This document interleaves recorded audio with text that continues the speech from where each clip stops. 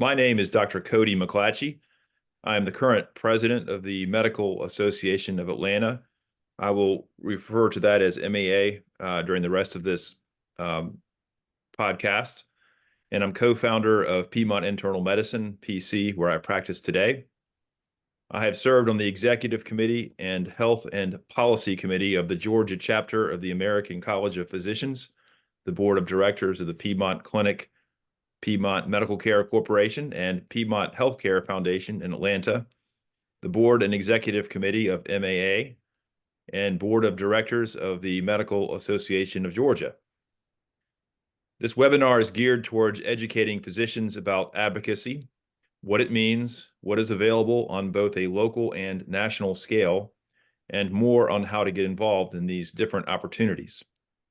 I am joined today by my colleague on the MAA board, Dr. Christopher McAdams. Dr. McAdams, can you please introduce yourself and your work? Sure. Thank you so much for the opportunity to be here with you today, Dr. McClatchey. I'm Chris McAdams. I'm a practicing breast cancer radiologist, and I actually own my own business and practice focusing on providing care in underserved areas. And I also offer medical legal consultations to individuals. And I've been a member of the Medical Association of Atlanta, the MAA, since I was actually a fellow at Emory University, believe it or not. And I was very fortunate in terms of advocacy. I actually completed a fellowship in government relations to the American College of Radiology, have been serving on the Federal Radiology Political Action Committee, RADPAC, since 2017, and chair the Commission on Government Relations for the Georgia Radiologic Society, in addition to serving along with Cody on the MAA board. How did you get started in advocacy, Chris? Looking at your career chronologically, can you describe your involvement in advocacy and how it has grown over time? Absolutely. Believe it or not, I had, at least in my consciousness, not very much interest in advocacy as a medical student. It wasn't really a primary goal of mine at the time. But during residency, I had some like-minded peers who I guess identified some common interests and maybe even some opportunities in me, and took me to my first organized medical meeting, which is actually the American College of Radiology. We went to the annual meeting, and I had some experiences which I can expound upon with a fellow physician who opened the door for me really into my first advocacy experience. And over the years have really grown to love it and enjoy it. And I've been participating in about doing advocacy about 10 years or so now.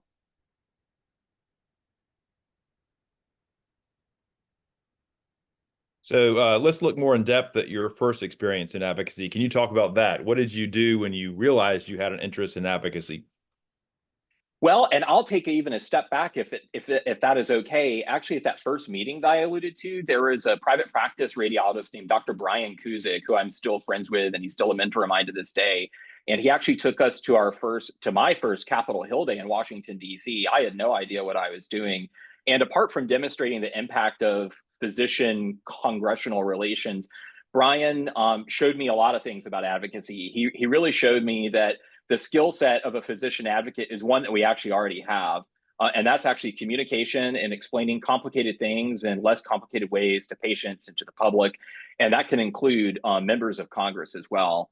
And the other two things that really I took home from that interaction with Brian that day, which was really the beginning of it all, was the fact that once you've graduated from training, you should first and foremost join your county medical society, and then your state medical society as well. Pay your dues and show up to those meetings. And that's exactly what I did at the end of residency. I joined the MAA when I became a fellow, as well as the Medical Association of Georgia, and here I am. So I had a similar experience too, and I would I guess share that in two different stages of my life. The first stage was growing up with a father who was a physician and also had a passion for advocacy. I grew up in Atlanta, and my father practiced in Atlanta. And when I was in high school, um, those were the years when Bill Clinton was president, and actually that was college for me. But he they were trying to enact significant reforms in healthcare at the federal level, and that did not. The insurance industry really determined it really brought that down, and in ways that were, not necessarily how a lot of healthcare interests wanted it to end up. And my father basically got some funding from some nonprofit organizations to go out to every county in Georgia and have meetings with citizens to figure out what their views on healthcare were, and then in hopes of using that information to influence politicians at the state and federal level that represented Georgians. And it was just interesting to see how my father gathered support, and then how the influence of people out in the community was leveraged, and the information from those meetings was used by legislators for many years after that. And then the first experience I had personally in my years as a doctor was what one of my colleagues at Piedmont in Atlanta noticed that I was paying a lot of attention to current events, and he said, Cody, I really want you to get involved in the Georgia chapter of the American College of Physicians. He had been the president of the chapter in the distant past, and then I ended up developing a mentorship with one of the leaders in the chapter, and uh, my first of probably 8 different trips to Washington, D.C. occurred that year with the Georgia chapter of the American College of Physicians. And the chapter basically scheduled meetings with every one of our legislators, the congressmen and the senators. And it was just eye-opening experience. Amazing how much access I felt like I had. You know, it they have a lot of different people lobbying, besides just us, and we knew that. Absolutely. But just having that experience really opens your eyes, and it makes you have hope, because the fact that you can just walk up there and represent patients and your profession, and then have a listening ear is very powerful, and everybody should experience that.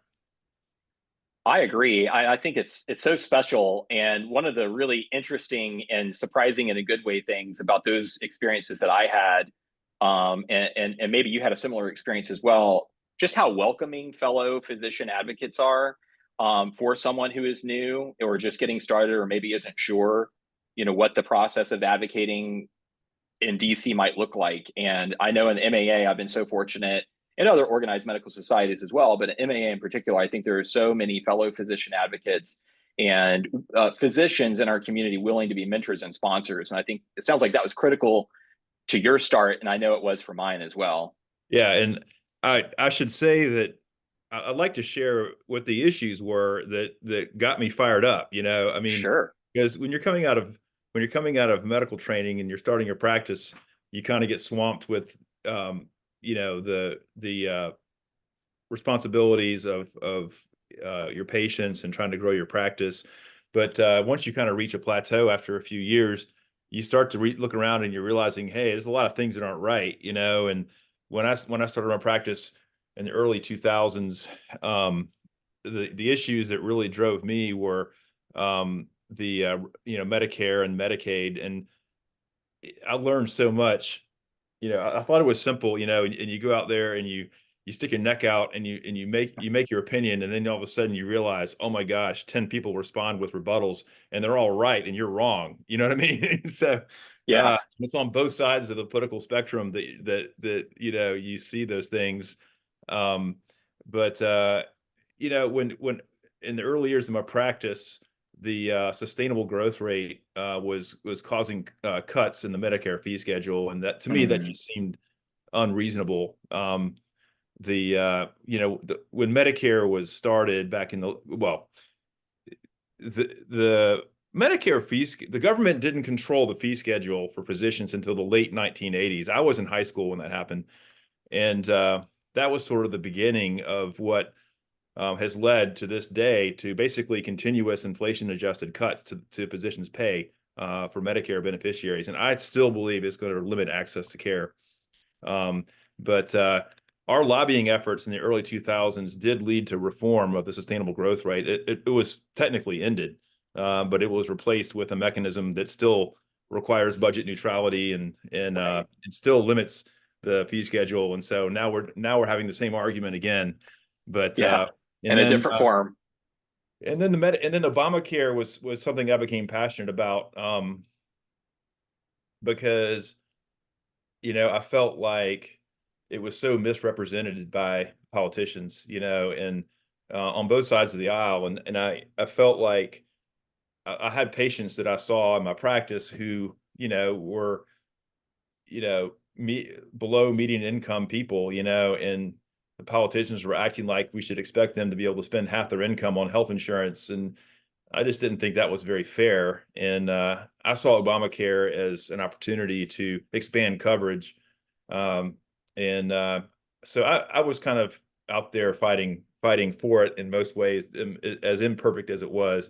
And to this day, I, you know, I helped write some resolutions at MAG that pushed the Medical Association of Georgia to gradually embrace the concept of bringing in the federal funds from the Affordable Care Act, because we're paying into it anyway. We might as well get the benefits for our patients. But anyway, those are the issues that I cared about, and it's having a passion for issues like that will get people into advocacy, and it will fire you up to want to support it financially, which we need. Um, and Absolutely. Anyway, but back to you. Share more of your thoughts. Well, I thought you highlighted a really fantastic point earlier, which is you're right. We do see these patients in clinic in whatever circumstances policies have put the patients in the physician patient relationship. And I think I would say to people who are new to advocacy or maybe newer to advocacy, that's exactly what our elected officials want to hear. They want to hear the anecdotes about what our clinics, our ERs, our hospitals are looking like. That context, those stories, our patient stories, is just so critically important. And it really provides the context to those bills as they're considering votes and things like that. So I thought that was a great point you made, Cody. Mhm. Why do you think more physicians don't follow a similar path in advocacy? I think it's so challenging for several reasons, but not impossible. And I hope, if nothing else, individuals watching this at the end of our webinar see that. But I think there are actually a lot of natural barriers that we take for granted as physicians. And I think a lot of it actually may start in our training, and it's probably unintended. But when you think about it, we're isolated in these long, intense training programs, medical school, internship, residency, fellowship, sort of these academic silos, which can span up to a decade for some of us. And during those training periods, we're praised and trained to try to remove as much personal bias from the care of our patients, which is impossible, of course, because we're humans. But to provide patient care, we really do try to be mindful of bias. And that's just not how politics is. There is bias, there is context, there is story. So it can feel a little foreign to us. And then I think also, when you're out of training, if you're an employed physician or you represent your private practice, there is a little bit of hesitancy, I think, for younger physicians, and I can speak to that as well, because you want to make sure your views that you're advocating for don't necessarily conflict with your employer or your practice at all.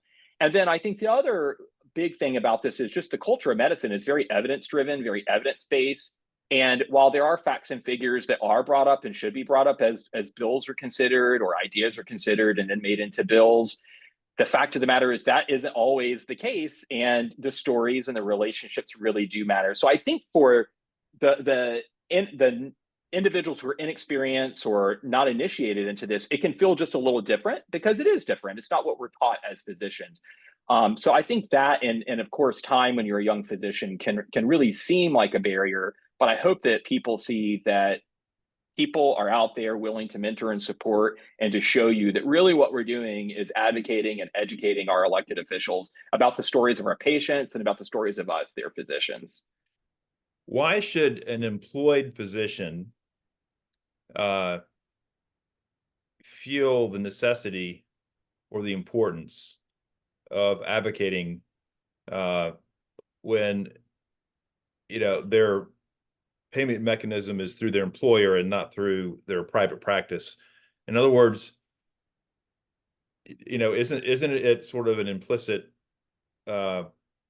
guarantee that your employer is going to kind of take care of all that for you, or do you agree with that or not? Well, I think it depends on the system for sure. I mean, certainly large health systems that are employing physicians are also employing other medical professionals as well, not just physicians. And the way I see it, even if they have a large team of lobbyists or a legislative arm, and they often do, as many of us have seen, their job is to really advocate in the best interest of the entire system. And I think that's appropriate. And that often does very much overlap with what physicians themselves are advocating for. I don't think it is a substitute for physicians advocating for physicians. And I don't think it is a substitute for physicians advocating and advocating for the preservation of physician-patient relationships. If for no other reason, then that's our story to tell, and we are the experts on that. We know what goes behind the exam room doors or in our operating rooms, our emergency rooms. And our piece of the story, our piece of the narrative and that experience is absolutely critical and should be front and center. So I think while employers and large health systems do advocate, I don't think it necessarily replaces the fact that physician-led legislative advocacy is absolutely critical.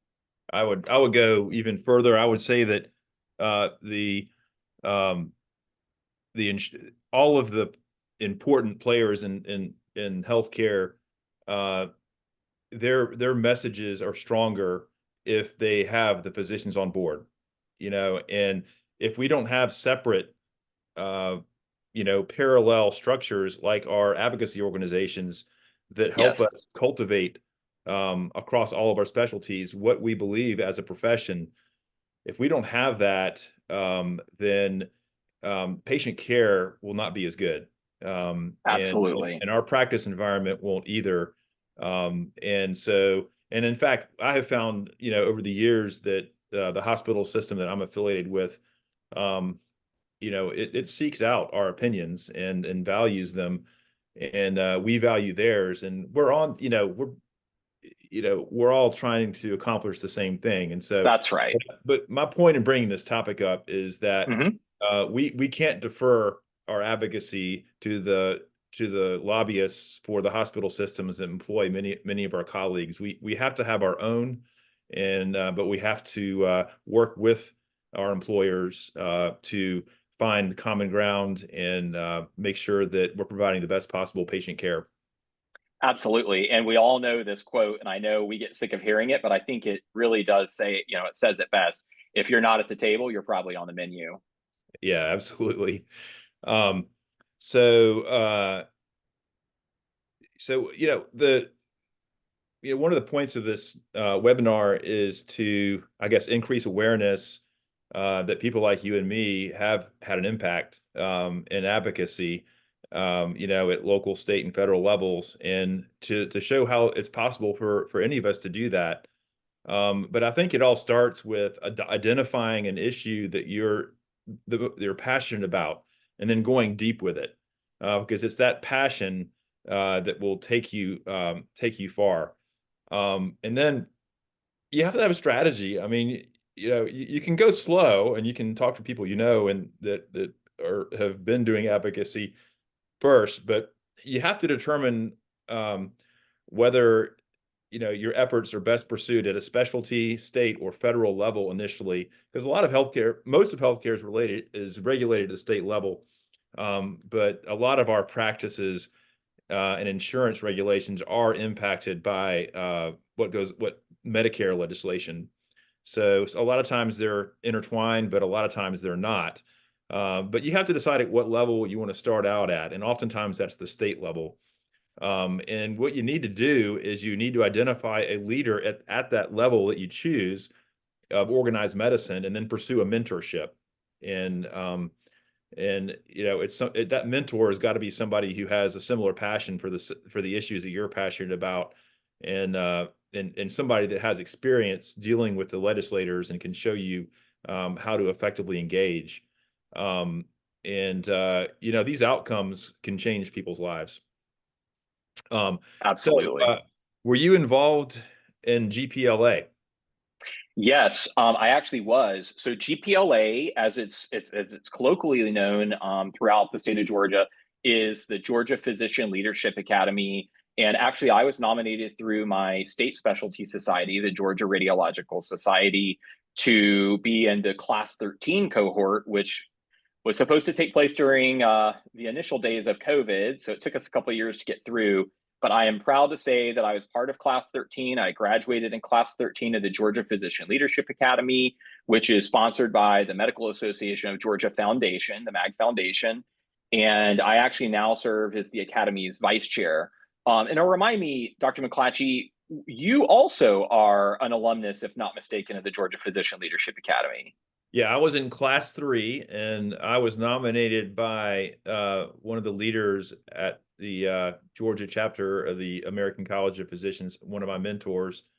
And it was very a valuable experience for me, just to be able to network and meet other doctors throughout the state and just gain perspective and see where everybody else was coming from. And I was young. I mean, I don't remember the year. I mean, it was probably 2006 or 7 or something like that. Mm-hmm. So I mean, I was in my 30s, so I needed some leadership training.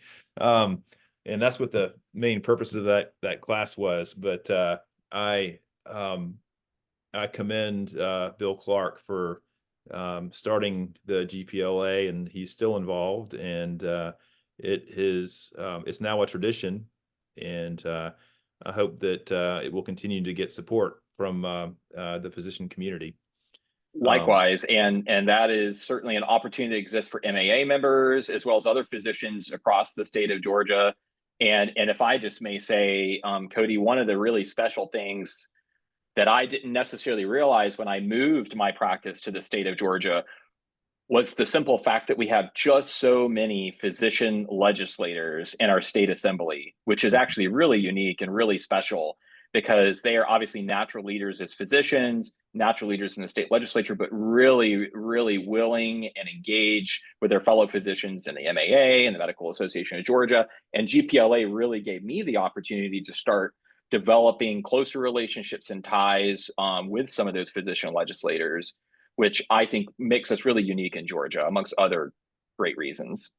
I think one of the best entry points to get started in advocacy, if you're just curious and don't necessarily have your passion yet, or even if you do, or especially if you do, is to volunteer to be involved at the House of Delegates. The main way to do that is to ask your county medical society to make you a delegate at the House of Delegates. That gives you a vote, the voting power.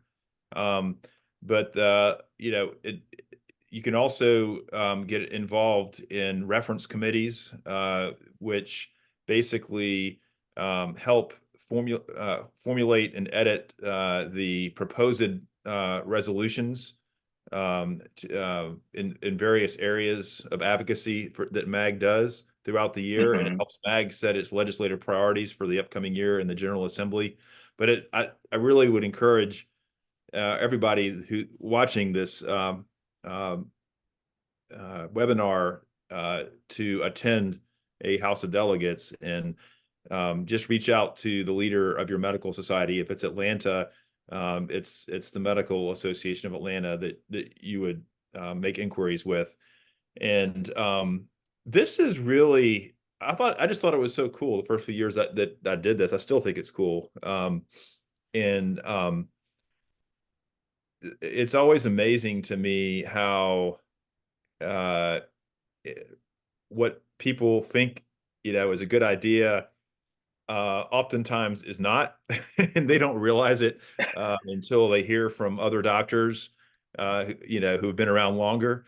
The other thing that's important to know is that MAG has the most powerful force in advocacy for our profession in the state that's multi-specialty. And they have several lobbyists that are at the Capitol during the General Assembly, and they represent us. And the MAG has a council on legislation that makes sure that all of our voices are heard, and that our lobbyists know what to say and what to advocate for. and they've had consistent success in limiting the scope expansion of the allied health professions Yes. throughout the years. And also in tort reform, we're back in a bad part of the cycle of tort reform right now, and they're really working hard this year. And it's a multi-year process to try to improve that. But anyway, I just want to point out that I just think that attending the House of Delegates is a really good starting point if you're just trying to get your feet wet and you want to try to see, what your interests should be. So, what are your thoughts? I agree. I think if you've never been to something like a House of Delegates meeting, it can seem a bit strange because people are using words on the House floor, which is parliamentary procedure, and they're voting twice on things that you would think that you'd already voted on. And all of that can be a little bit intimidating. But as Cody said, if you tell someone in your county medical society or the MAA, hey, it's my first house, don't be embarrassed. Sit next to them. And I can't believe I can tell you personally out of my own experience how much I have learned with someone who's been in the house for years and is not new to the process, whispering in my ear, this is what we're voting on now. This is why we're doing this. And that context really, really helps. Then you realize that all the procedure that you're seeing and the formality, they seem like formalities, and they actually help us do the business of the house, and they help us come to consensus as we set policies for physicians in the state of Georgia.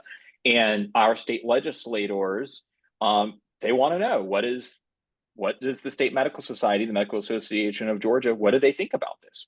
How are they weighing in on this? That's critical. That input is critical. And that's a good thing. We want them to want us to contribute our opinions and get our insight rather than just not think about it. So I totally agree. I think the House is a great way to not only network and see how policies are made, but also to see what else is going on out in the House of Medicine in Georgia, because that is just as important sometimes, as you said earlier. Um, talk about sort of the things that MAA can do to help people engage.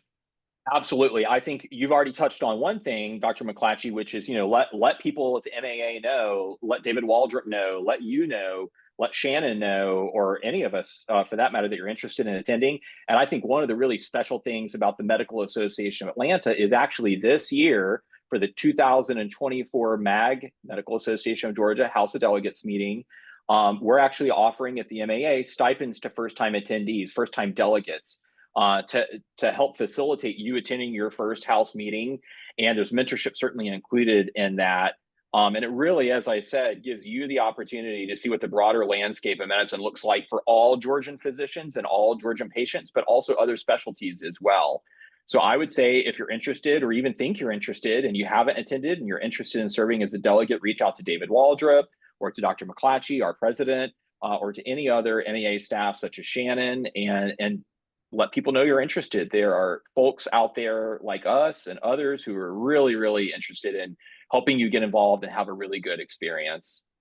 Right. And so we're going to be meeting the Medical Association of Atlanta is having a caucus meeting on from 6 to 8 o'clock on September 23rd for anybody who wants to either submit a resolution or wants to debate, either agree or disagree with somebody else's resolution. This is the time that we get together behind the scenes before we submit the final versions of resolutions for the House of Delegates.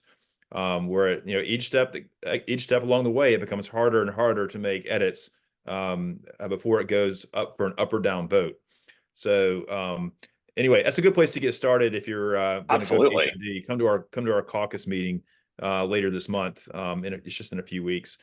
And I think if you, go ahead, Cody. I apologize. No, that was my thought.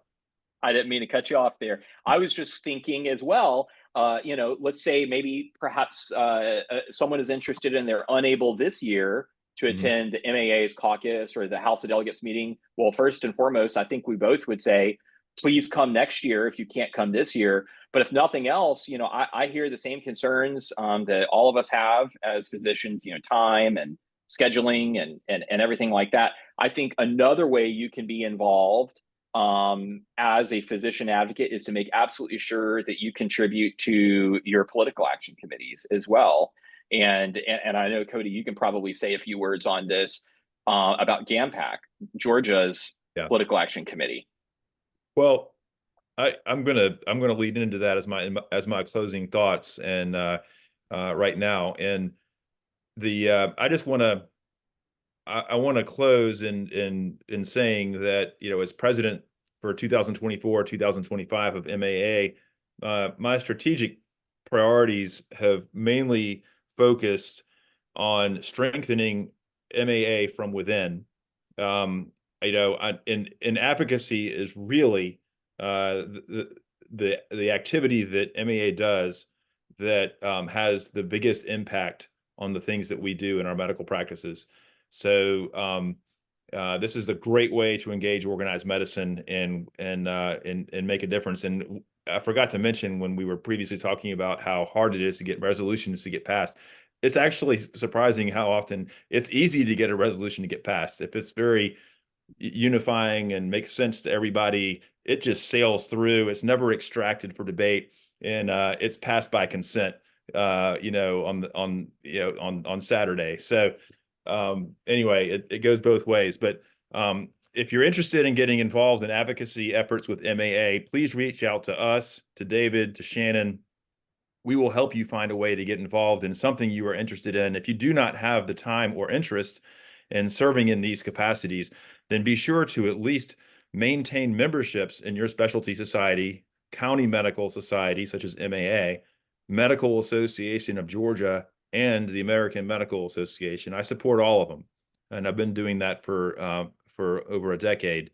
But also contribute to the political action committees of your specialty society, MAG and AMA.